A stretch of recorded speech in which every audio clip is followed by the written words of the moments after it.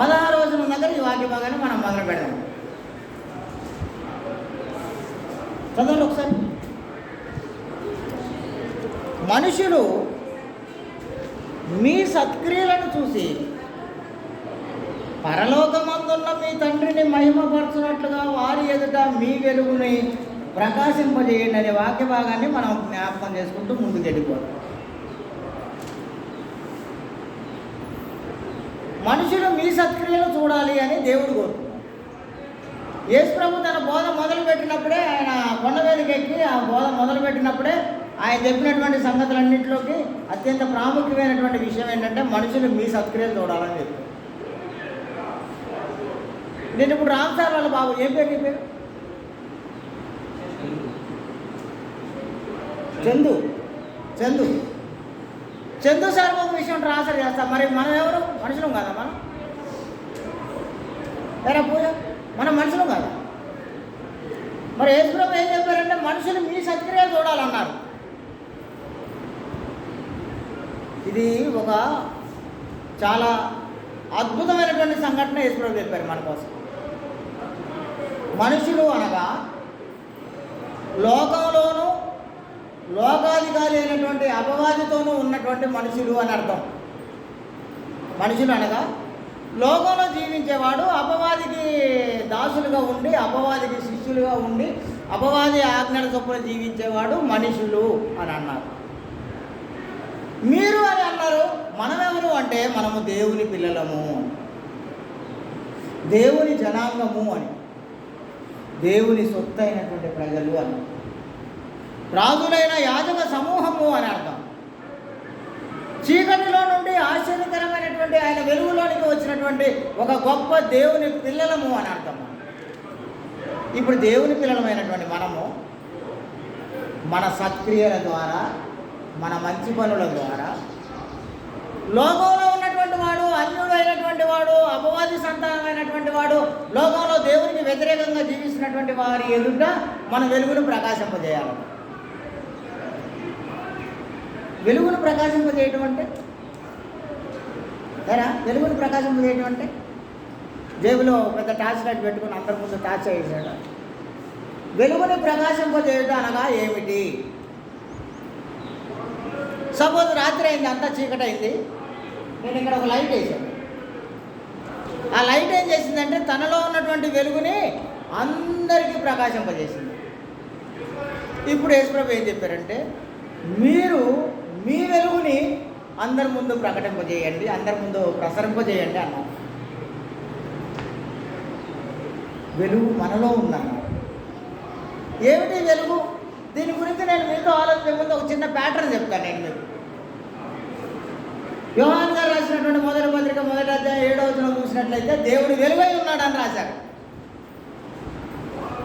దేవుడు వెలుగై ఉన్నారు. కొంతకాలం గడిచిపోయిన తర్వాత దేవుడు తన కుమారుడైనటువంటి యేసుక్రీస్తుని ఈ లోకానికి పంపించిస్తే ఆయన ఈ లోకానికి వచ్చి ఏం చెప్పాడంటే ఆయన నేను లోకమునకు వెలుగై ఉన్నాను అని చెప్పాడు. ఆయన లోకానికి వెలుగై ఉన్నానని చెప్పిన తర్వాత చాలా కాలం గడిచిపోయిన తర్వాత ఆయన బోధలన్నీ చేసిన తర్వాత ఆయన మళ్ళీ మన గురించి ఏం చెప్పారంటే, మన గురించి అనగా అందరిని గురించి కాదు, ఎందరైతే దేవుని పిల్లలుగా ఉన్నారో, ఎందరైతే ఆ నీతిని నెరవేరుస్తున్నారో, ఎందరైతే మంచితనాన్ని కలిగి ఉన్నారో, ఎంతమంది అయితే సత్యంలో ఉన్నారో వాళ్ళ గురించి ఏం చెప్తున్నారంటే మీరు లోకానికి వెలుగు అని చెప్పి. అంటే తండ్రిలో ఉన్నటువంటి వెలుగు కుమారులో ఉన్నటువంటి వెలుగు ఆయన రక్తంలో కడగబడడం ద్వారా, బ్యాప్టిజం పొందడం ద్వారా మనలోనికి వచ్చేసిందంట. ఇప్పుడు ఆ వెలుగు అంటే ఏంటి? ఆ వెలుగు అనగా ఏమిటి?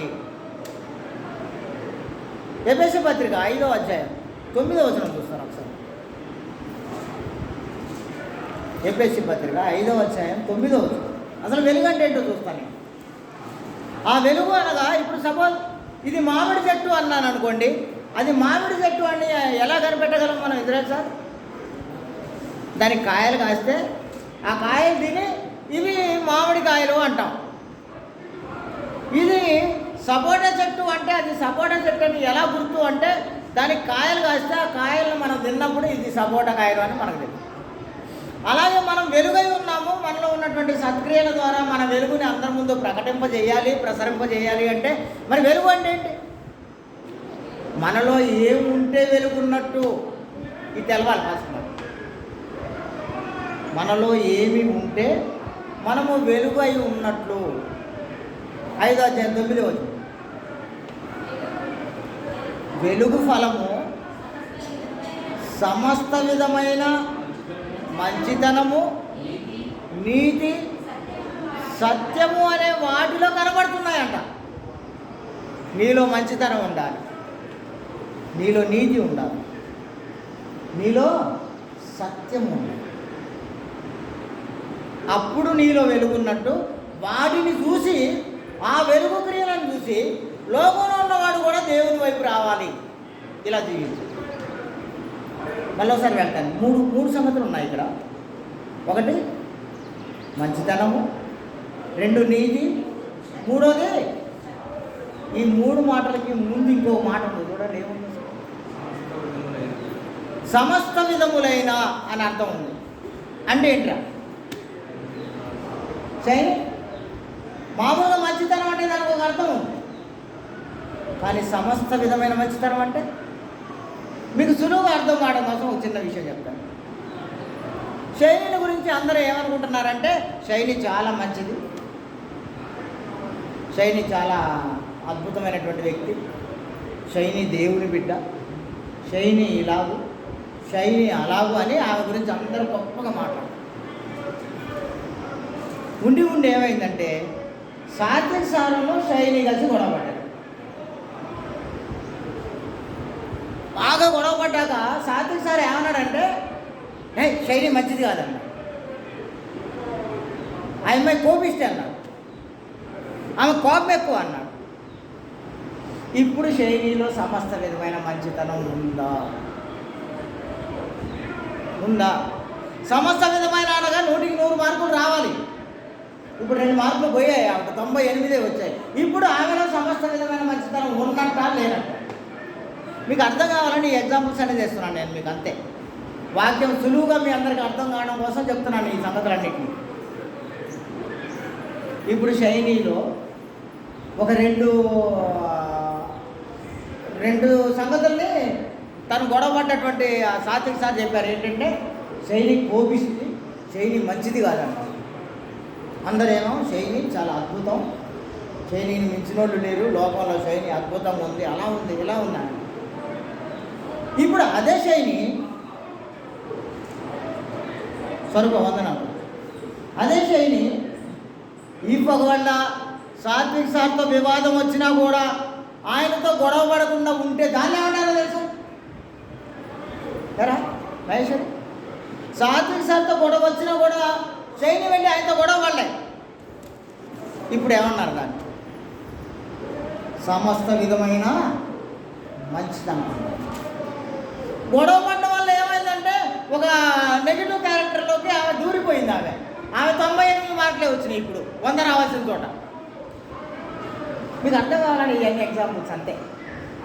సమస్త విధమైన మంచితనం అనగా మనకి కష్టం వచ్చినా, నష్టం వచ్చినా, శ్రమ వచ్చినా, బాధ వచ్చినా, ఇరుకులు వచ్చినా, ఇబ్బందులు వచ్చినా కూడా మనం దేవుని పక్షాన్ని నిలబడటమే. ఇదే సమస్త విధమైనటువంటి మంచితనం. ఏ చిన్న విషయంలో కూడా తప్పుకోకుండా ఉండటమే. మరి ఇప్పుడు రెండో విషయం ఉంది, సమస్త విధమైన నీతి. నీతి అంటే ఏమిటి?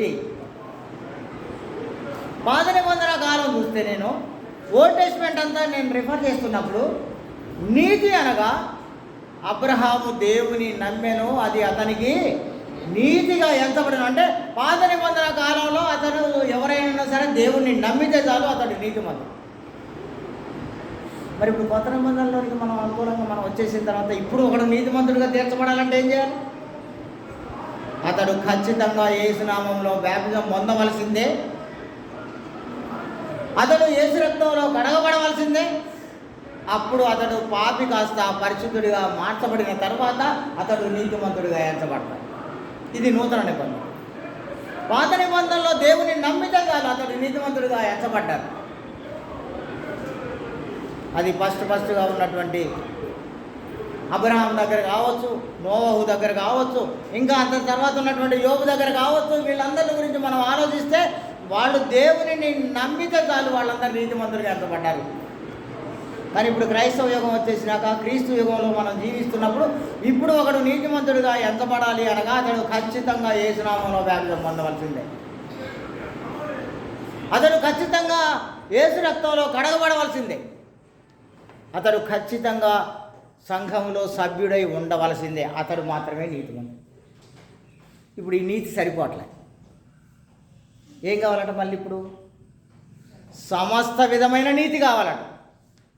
అంటే సంఘంలో ఉండడమే కాదట, యేసు రక్తంలో కడగబడమే కాదు, తన క్రియలను జీవితకాలం కొనసాగించడం కూడా కావాలి. ఇది సమస్త విధమైనటువంటి నీతి. తన నీతి క్రియలను, తన కార్యాలన్నింటినీ జీవితకాలం కొనసాగించి తన ప్రాణం ఉన్నంత వరకు, తన బొందిలో ఊపిరి ఉన్నంత వరకు దేవుని కార్యాలను జరిగించుటే సమస్త విధమైనటువంటి నీతి. ఇక ఇప్పుడు ఇంకొక విషయం తెస్తాం. చివరిలో ఏం చెప్పారంటే సమస్త విధమైన సత్యం. సత్యం అంటే వాక్యమందు వారిని ప్రతిష్ఠ చేయము, నీ వాక్యమే సత్యము అని వాక్య భాగాన్ని మనం ఆలోచిస్తున్నప్పుడు సత్యము అంటే వాక్యము అని అర్థం. ఆ వాక్యము శరీరధారి అయి కృపా సత్య సంపూర్ణుడుగా మన మధ్యలో నివసించాడు అనగానే మళ్ళీ వాక్యం అంటే అర్థం ఏంటి? యేసుక్రీస్తు. సత్యం అనగా వాక్యము, వాక్యం అనగా యేసుక్రీస్తు. ఇప్పుడు సమస్త విధమైనటువంటి సత్యములో నువ్వు ఉండాలి అని చెప్పారు. అంటే ఏంటి? సమస్త విధమైనటువంటి మంచితనంలో నువ్వు ఉండటం అంటే ఏంటి?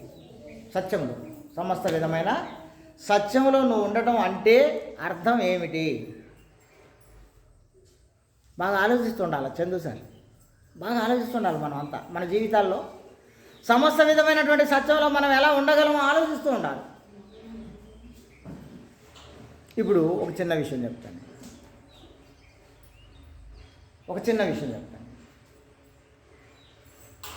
ఇప్పుడు పెళ్ళిళ్ళు వచ్చాయి. ఈ పెళ్ళిళ్ళల్లో ఇంతకు ముందు లేని ఒక అంశం దొరబడింది ఇప్పుడు కొత్తగా.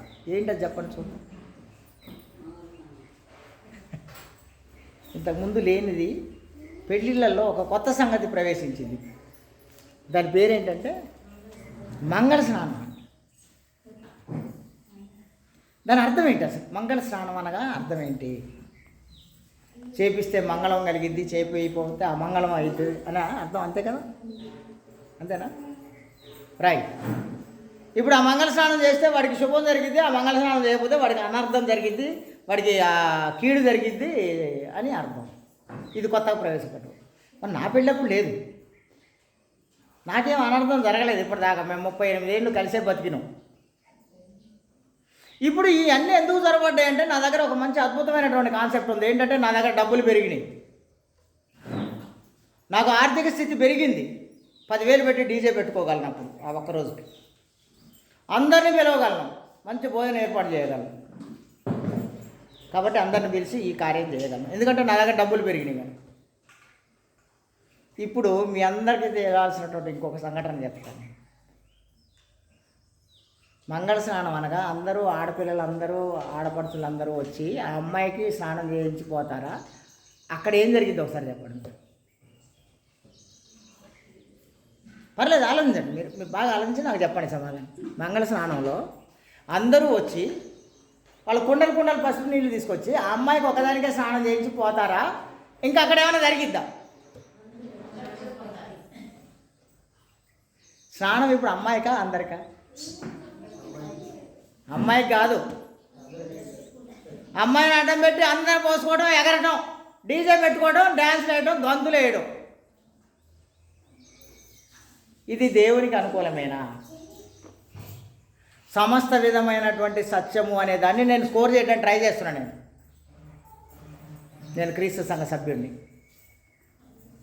నేను మా జోనకు పెళ్లి చేయాలనుకున్నా. జోనకు పెళ్లి చేయాలని అనుకున్నప్పుడు నేను నా సాంప్రదాయాల్లో ముందుకు పోతుంటే మా అక్క వచ్చింది, మా అన్న వచ్చిండు, ఇంకొక ఆయన వచ్చిండు, మా ఇంకో మేనమామ వచ్చిండు, వాడు ఇంకొక ఏలు ఇడిసినోడు వచ్చిండు, కారు ఇడిసినోడు వచ్చిండు. వాడు వచ్చి మంగళ స్నానాలు చేయాలి దీనికి మనం అన్నాడు. వాడాడ నేను కాదంటే వాడాడ మనసు నొచ్చుకుంటాడు అని నేను సరే అన్నా. ఇప్పుడు నేను దేవుని సంతోషపెట్టానా, మనిషిని సంతోషపెట్టానా? బాగా ఆలోచించండి మీరందరూ,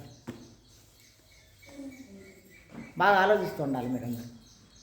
ఇది సమస్త విధమైనటువంటి సత్యంలో ఉన్నానా, నేను సగం సగం సత్యంలో ఉన్నానా? చందు సార్ చెప్పాలి సమాధానం మీరు. నేను సమస్త విధమైనటువంటి సత్యంలోనే ఉన్నానా, లేకుంటే హాఫ్ ఉన్నానా? సత్యంలో ఉన్నానా? లేదు. నేను వాడు కూడా చెప్పిండు కాబట్టి వాళ్ళందరూ కలిసి ఎగురుతున్నారు కాబట్టి నేను ఎగరాలి. అందరు కలిసి మీద పసుపు నీళ్ళు పోసుకొని ఎగిరి డ్యాన్స్ వేస్తుంటారు కాబట్టి నేను వేయాలి. ఇప్పుడు అది నేను సమస్త విధమైన సత్యంలో ఉన్నట్ట కాదా? నేను ఇదే దాన్ని ఒక చోట నేను మనకు ఎందుకుంటేరా మనం అన్యులవా, మనం శూద్రులవా, దేవుని పిల్లలు మనకుండవు ఈ మంగళ గైనంగాల స్నానాలు ఉండవు, దేవుడు దీవిస్తేనే మనం అంతా మంగళంగా ఉంటాం, దేవుడు దీవించకపోతే మనకేమి లేదన్న. అంటే వెంటనే ఇది ఎవరైతే ముందుకు తీసుకొచ్చారో ఆయన ఏమని అడిగాడంటే నన్ను ఒక ప్రశ్న, బైబిల్లో ఉన్నాయని చేస్తాను మా అయ్యగారు మనం అన్నాడు. దీనికి మళ్ళీ సమాధానం తెచ్చుకోవాలి ఇప్పుడు నేను. దావి సార్ బైబిల్లో ఉన్నాయని చేస్తున్నావా అని అడిగాడు. సరే నాకు కూడా తెలియదయ్యా, యేసుప్రభు ఒక ఉపమానం చెప్పారు, ఒకడు 30 దంతులుగా 60 దంతులుగా 100 దంతులుగా ఫలించునని యేసుప్రభు ఒక ఉపమానం చెప్పారయ్యా. 30 అయినా సరే వాడు ప్యాస్ అయ్యింది అని అన్నారు, మరి ఇప్పుడు ఆ 30 కూడా లేకుండా ఫెయిల్ అయిపోదామా అని అడిగింది. సర్లే అంతా చేయట్లేదులే, కనీసం చేయమన్నా కొన్నైనా చేయొద్దా? 30 దంతులుగా ఒకడు ఫలించాడంటే 70 తప్పులు ఉన్నాయనే కదా అర్థం. ఏమండి ఎస్ఐ గారు, సాత్వికసారికి 30 మార్కులు వచ్చాయంటే పరీక్ష 100 మార్కులు పరీక్ష పెట్టినప్పుడు ఆయనకు 30 మార్కులు వచ్చాయంటే ఆయన ఎన్ని తప్పులు రాశాడు? 70 తప్పులు రాశాడు. అయినా సరే ఫలించాడు అన్నారు, అనగా పాస్ అయ్యాడు అన్నారు.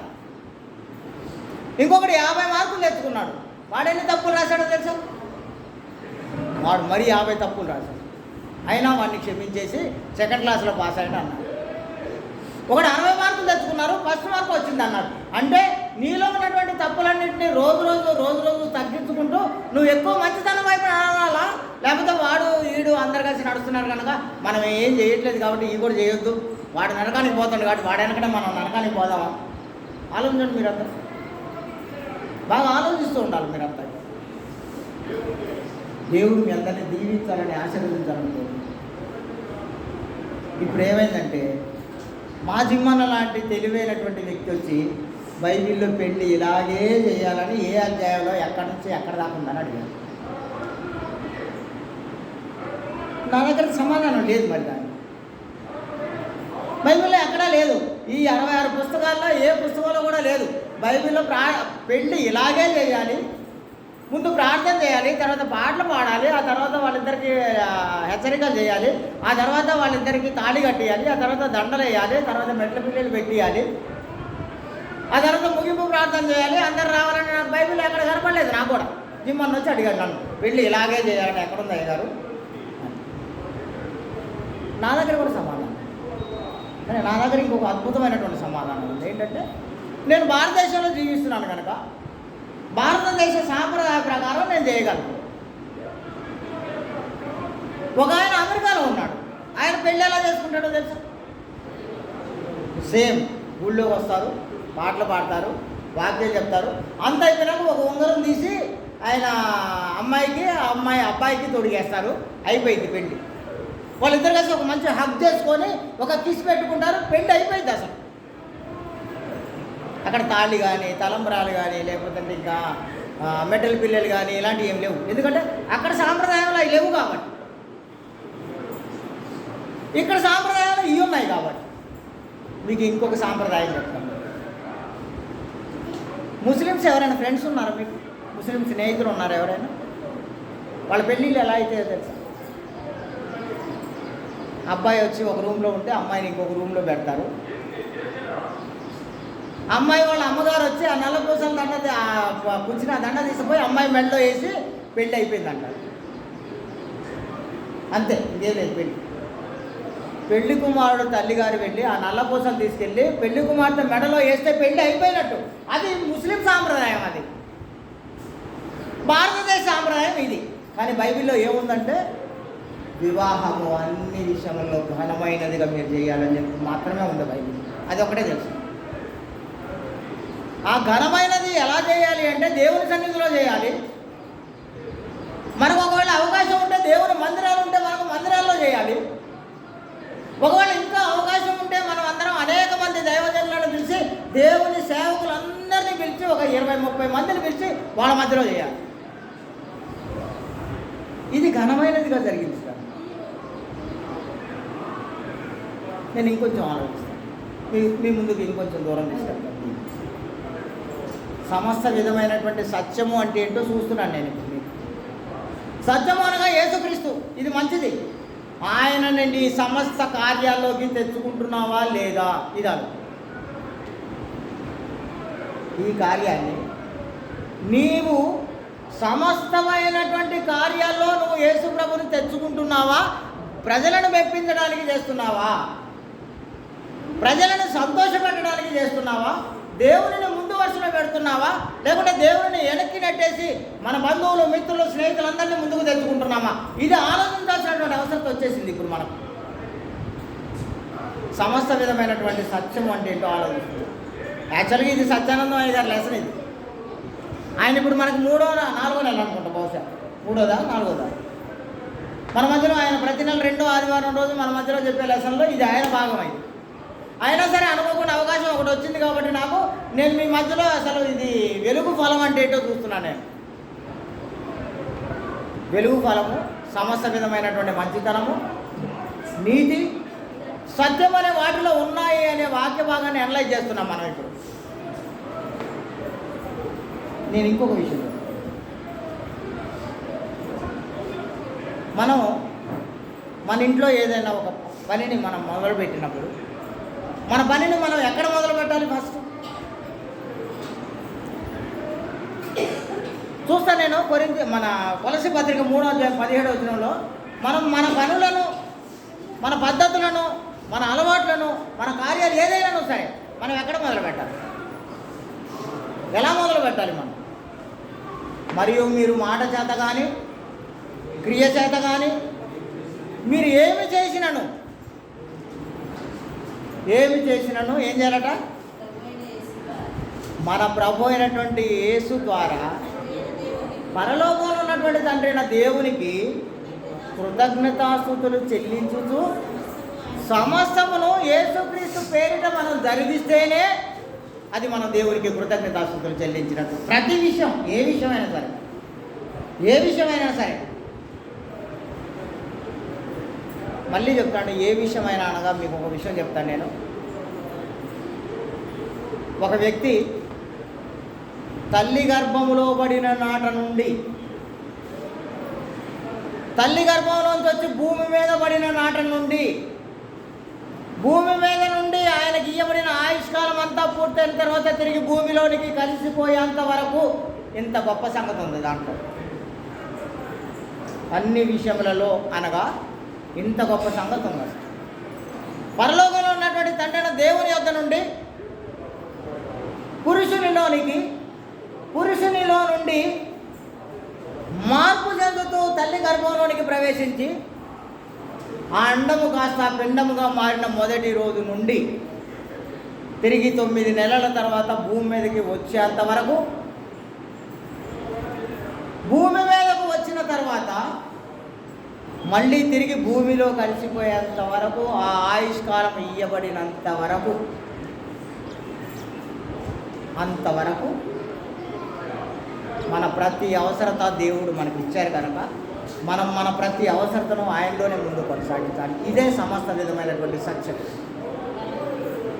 సమస్త విధమైన సత్యం అనగా ఏమి చేయండి, మీరు ఎలా చేయండి, ఏ కార్యమైనా చేయండి, అది మాటలు కావచ్చు, జాతలు కావచ్చు, ఏదైనా కావచ్చు, కానీ యేసుక్రీస్తు నామంలో, యేసుక్రీస్తు పేరు.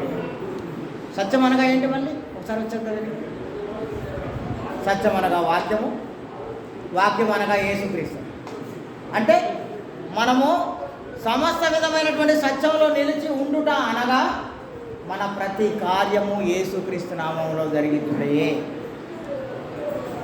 మన ప్రతి అవసరతలలో యేసుక్రీస్తుని ముందు తీసుకొచ్చి పెట్టడమే. మనం చేసే ప్రతి పని ఆయన ద్వారా పరలోకంలో ఉన్నటువంటి మన తండ్రికి మహిమ కలిగే విధంగా జీవితం. ఇదే చెప్పాడు ఆయన యేసు ప్రభు. ఆయన తన బోధ మొదలుపెట్టినప్పుడే మనుషులు మీ సత్క్రియలు చూడాలి. మనుషులు మీ సత్క్రియలను చూసి పరలోకమందున్న మీ తండ్రిని మహిమపరిచే విధంగా వారి ఎదుట మీ వెలుగును ప్రకాశింపజేయండి. దేవుడు మీ అందరినీ దీవించి ఆశీర్వదించాడు. నేను ప్రత్యేకంగా అభినందన తెలియజేస్తాను. మనం అలా జీవించబద్దులమై ఉన్నాం. అన్నీ చేస్తున్నామా అయ్యగారు అంటే? అన్నీ చేస్తున్నామా అయ్యగారు? సరే, దీనికి నా దగ్గర ఒక అద్భుతమైనటువంటి ఎగ్జాంపుల్ ఉంది. దావీ సార్ దగ్గర తీసుకుని ఉండి ప్రియాంక ఏం చేసిందంటే, ఆయనకి ఇష్టం లేని ఒక కూర వండి. ఆయనకి ఇష్టం లేదు అసలు. అప్పుడు ఆయన ఏం చేస్తారు?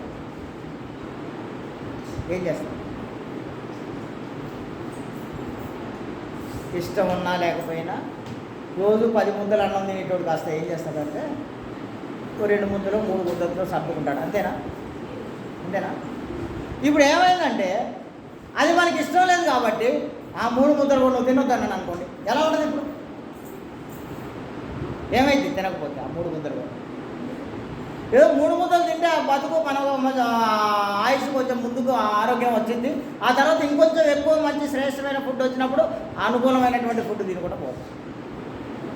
కానీ అది తినండి, నేను అన్నీ తింటానమ్మా, ఇది కూడా తినడానికి అంటూ ఆగిపోయారు అనుకున్నాం. అప్పుడు ఏం జరిగింది? దావీదు సార్ ఏం జరిగిందంటే, ఆయన ప్రాణానికి సంకటం లేదు. నేను ఇదే చెప్తున్నాను మీ అందరికీ. అన్నీ చేస్తున్నావా? అన్నీ అనుకూలంగానే ఉన్నావా? అన్నీ చేస్తున్నావు అంటే నువ్వు అన్నీ చేయలేవనే కదా నిన్ను పాత నిబంధన కాలం నుండి కూడా దేవుడు ముందు కొనసాగినప్పుడు కేవలం ఆఫ్టర్ ఆల్ ఒక్క ఆజ్ఞ ఇస్తా, ఒక్క ఆజ్ఞ చేయలేకపోయావు. నువ్వు కేవలం ఒకటే ఆజ్ఞ ఇచ్చారు, నువ్వు ఇది తినొద్దన్నారు. ఆగావా? 100 ఆజ్ఞలు కాదు, అన్నీ చేస్తున్నావా లేదని ఆలోచన సంగతి పక్కన పెట్టండి. ఒకటేగా ఆజ్ఞ ఇచ్చారు నీకు. ఫస్ట్ ఇచ్చింది ఏంటి ఆజ్ఞ? కేవలం ఒకటే ఇచ్చారు, ఆ పండు తినొద్దు అన్నారు. ఆగారా? సర్లే, ఆగలేదు కదా అని దేవుడు వాళ్ళందరినీ టెస్ట్ చేసి ముందుకు తీసుకుపోయిన తర్వాత అప్పుడు ఏం చేశారంటే, ధర్మశాస్త్రం అని ఒకటి ఇచ్చి 10 ఆజ్ఞలు ఇచ్చి దీంట్లో ఏ ఒకటి పోయినా అన్నీ పోయినట్టే అన్నారు. పోనీ 10 చేశారా? అన్నీ చేశారా? మీరెవరు అన్నీ చేయలేరు ఆయనకు ముందు తెలుసు కనుకనే ఆయన తన కుమారుడు, ఒక్కగానొక్క కుమారుడు మీకు ఇచ్చాడు కదా. ఆయన వచ్చి మొత్తం తయారు చేసి సమాప్తమైందని చెప్పాడా లేదా? ఇప్పుడు ఎవరు చేస్తాడు అయ్య గారు? అన్నీ చేస్తారా? అందరూ బైబిల్లో ఉన్నాయి, అన్నీ చేస్తారని పనికి మాలిన ఆర్గ్యుమెంట్ చేస్తారు. ఇప్పుడు వీళ్ళు ఇది పనికి మాలిన ఆర్గ్యుమెంట్ అని నాకు కూడా తెలుసు, ఎవడు చేయలేడని కూడా తెలుసు. కానీ నీవు దినదినము ఆయనకి దగ్గరగా వెళ్ళే క్రమంలో ఈరోజు 10 చేయగలిగితే నువ్వు రేపు 11 చేయాలి, ఎల్లుండి వచ్చేసరికి 12 చేయాలి, 13 చేయాలి, 14 చేయాలి. అలాగ నువ్వు పెట్టుకుంటూ వెళ్ళాల్సిందే. కానీ ఎవరు చేస్తుంటలే అయ్యగారని ఆ 10 చేసేవాడివి కాస్త 9లోకి, 9 చేసేవాడు 8లోకి, 8 చేసేవాడు 7లోకి, ఇలాగ వచ్చేసి 0లో వచ్చేసి మళ్ళీ వెళ్ళి లోకంలో కలవమని కాదు దాని అర్థం. ఇవన్నీ ఎలా ఉంటే మళ్ళీ మన క్రైస్తవ జీవితాలను మనం ముందు కొనసాగేటప్పుడు చాలా అవాంతరాలు ఉంటాయి మనకు. చాలా అంటే చాలా. మరి ఏమైతే కోపం వచ్చింది. నువ్వు ఎన్నిసార్లు చెప్తాడైనా ఇదే మాట పాసిపల్ల దాసలాగా చెప్తాడు అనుకుంటుందేమో. తాత శ్రీహరి అని సత్యానందం అయ్యగారు వాళ్ళ స్నేహితుడు ఉన్నాడు, ఒక అబ్బాయి, వాళ్ళ బంధువు అనుకుంటా, బహుశా నాకు తెలియదు. నాకు మొన్న ఫోన్ చేశాడు. ఫోన్ చేసి ఆ ఫోన్ సారాంశం ఏంటంటే, నేను మీతో ఒక 5 నిమిషాలు మాట్లాడాలి సార్, సమయం ఇస్తారా నాకు అని అడిగాడు. పర్లేదబ్బా, ఫ్రీగానే ఉన్నా, మాట్లాడు ఏంటన్నా. సార్, మీ అమ్మగారు చనిపోతే మీరు ఎందుకు పోలేదు సార్, అలా ఉండటం ఎలా సాధ్యమైంది సార్ మీకు అని అడిగాడు. నేను బాగా ట్రై చేస్తున్నా సార్, నేను మీలా ఉండడానికి చాలా ట్రై చేస్తున్నా సార్ అన్నాడు. అసలు ఎలా ఉన్నారు సార్ మిమ్మల్ని కన్నా మీ తల్లి చనిపోతే ప్రార్థన ఉందని మీరు ప్రార్థన పేరు పెట్టి మీ అమ్మని చూడకుండా ఎలా ఉన్నారు సార్, మీరు ఎలా ఉండగలిగారు సార్ మీరు? నేను అప్పుడు బాగా ఆలోచించి నాకు బాగా సంతోషం కూడా కలిగింది. సుమి, ఇది నాకు బాగా సంతోషం కూడా కలిగింది. అప్పుడు నేను చెప్పాను ఆయనకు, అయ్యా మా అమ్మగారికి నాకు మధ్యలో ఉన్న అనుబంధం 50 ఏళ్ళే. నా 50 ఏళ్ళ వయసు వచ్చేసరికి మా అమ్మ చనిపోయింది. ఈ 50 ఏళ్ళలో కూడా మొదటి 5 సంవత్సరాలు తెలియని తనమే అది. అంటే మా అమ్మకి నాకు మధ్యలో బాగా అనుబంధం అంతా 45 సంవత్సరాలే నాకు మా అమ్మకు. మా అమ్మ చనిపోయింది, బంధం తెగిపోయింది ఇప్పుడు. కానీ దేవునితో నా అనుబంధం లక్షల కోట్ల సంవత్సరాలు, యుగాల జీవితం ఉంది దేవునితో నాకు. ఆ సంగతి నాకు అర్థమైంది కాబట్టి ఇప్పుడు లక్షల కోట్ల సంవత్సరాల జీవితమే కావాలనుకున్నా, కానీ ఈ 50 ఏళ్ళ జీవితాన్ని గురించి ఆనందలేదు. నేను పోయి మాత్రం ఏమైనా చచ్చిపోయిన మా అమ్మని ఏమైనా లేపుతానా? నేను పోయి నాకు ఆ శక్తి ఇచ్చారా దేవుడు? ఏం చేయగలను నేను అడిగిపోయి? నేను ఇక్కడ ప్రార్థన వదిలేసి, లార్డ్ సప్పర్ వదిలేసి, వర్షిప్ వదిలేసి నేను ఇక్కడి నుంచి లేచిపోయి మా అమ్మని లేపగలనా? నాకు అది తెలిసింది కాబట్టి నేను ఆగలిగాను నేను అన్నాను. తాత శ్రీహరి సత్యన్న, మీ తాత శ్రీహరి నాకు బాగా సంతోషం. చెప్పాను, ఎవరైనా సరే ఈ వాక్యం అర్థం చేసుకోగలిగితే వాడు ఉండిపోతారు. వాడిని యేసుప్రభు దగ్గరికి, యేసుప్రభు ఒక శిష్యుడి దగ్గరికి వెళ్ళి రా నా ఎమ్మడి పడి రా అని అడిగితే ఆ శిష్యుడు ఎవరి సమాధానం చెప్పాడు తెలుసు యేసుప్రభుతో? అయ్యా మా నాన్నగారు చనిపోయారు, మా నాన్నగారు ఆయన నేను కూర్చిపెట్టి వచ్చేస్తాను ఎమ్మడబడి అన్న. అప్పుడు యేసుప్రభు ఏం సమాధానం చెప్పారో తెలుసు? ఆయనతో మృతులను పాతి పెట్టుకోవడం ఏంటి సార్? ఈ పదజాలం ఏంటి అసలు? ఇది బతుకుల్లోనే మృతుడే అంటాడేంటి? అంటే ఎవరైతే నాకంటే ఎక్కువగా ప్రేమిస్తారో ఈ భూమి మీద, నాకంటే ఎక్కువగా నువ్వు ఎవరినైనా ప్రేమిస్తే నువ్వు నాకు పాత్రుడవు కావు, నువ్వు నా శిష్యుడివే కాదన్నాడు ఆయన. నాకంటే ఎక్కువగా ఎవరైనా అంటే దాంట్లో అమ్మ లేదా, నాన్న లేడా, కడుపును పుట్టిన బిడ్డలు లేరా, తోడ పుట్టిన వాడు లేడా, పెళ్లి చేసుకున్నటువంటి భార్య లేదా, భర్త లేడా? ఎవరైనా సరే ఈ భూమి మీద ఏ బంధమైనా సరే ఆయన తర్వాతనే. అప్పుడు మాత్రమే నువ్వు నాకు పాత్రుడవు, అప్పుడు మాత్రమే నువ్వు నా శిష్యుడవు అన్నాడు ఆయన. దేవుడు మీ అందరిని దీవించాలని, ఆశీర్వదించాలని కోరు. సమస్త విధమైన సత్యము అనగా నీ జీవితంలో ప్రతి అంశంలోనూ, ప్రతి అంకంలోనూ, ప్రతి సమయంలోనూ, ప్రతి సెకండ్లోనూ కూడా నీకు యేసుప్రభువే ముందు ఉండాలి. నీ దేవుడైనటువంటి తండ్రి నీ కోసం ఆయన పంపించాడు, ఆయన్ని నువ్వు ముందు పెట్టుకోవాలి. సమస్త విధమైన సత్యము అనగా అది అర్థం. ఇప్పుడు ఈ 3 నీలో ఉంటే, ఏ 3? సమస్త విధమైన మంచితనము, సమస్త విధమైన నీతి, సమస్త విధమైన సత్యం నీలో ఉంటే ఆ వెలుగు క్రియ చూసి బయట లోకంలో ఉన్నటువంటి వాడు నిన్ను బట్టి, నీ మాటలను బట్టి, నీ అర్హతను బట్టి వాడు దేవుని వద్దకు వచ్చేస్తాడు. నిన్ను చూసి, నువ్వు జీవించే నీ జీవన విధానాన్ని చూసి వాడు దేవుని వద్దకు వస్తాడు. దావి సారు, నేను, జిమ్మన్న మేమందరం కలిసి రోడ్డు పోసినప్పుడు ఇక్కడ ఒక పెద్ద పంచాయతీ చేసి,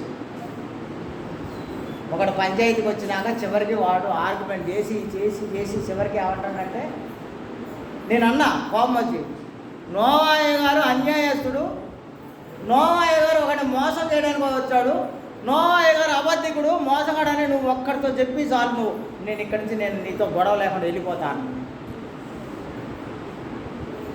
వాడేమంటున్నాడు, నేను ఆ విషయాలతో నీ పోట్లే అంటున్నాడు. ఊరందరూ నిన్నే అంటున్నారు, నాకు తెలుసులే అన్నాడు. నా బిడ్డ కూడా ఏంటి దావి సార్ ఏంటట, నా బిడ్డకి పెళ్లి చేయాల్సి వచ్చిన నీ దగ్గర తీసుకొచ్చి నీతోనే చేపిస్తా పెళ్ళి అంటున్నాను. సరే పేర్లు ఎందుకులే కానీ చెప్తాను. నన్నంత తీవ్రంగా వ్యతిరేకించి వాడు మళ్ళీ చివరికి ఏమంటున్నాడంటే, నా బిడ్డ పెళ్ళి కూడా నువ్వే చేయాలా. ఏమైంది నా దగ్గర ఏముంది మరి? ఇప్పుడు మీలో లేనిది నా దగ్గర మాత్రమే ఏముంది? నేను దాన్ని బాగా సాధన చేస్తాను. జిమ్మన్న పరిపూర్ణంగా నేను రూపాంతరం చెంది నేను దేవుడి బిడ్డగా అయిపోయానని చెప్పట్లే మీకు. నేను అబద్ధాలు ఆడినాను. నేను మీతో దినదినము నేను దేవునితో కలిసి ఉండడానికి ట్రై చేస్తున్నాను.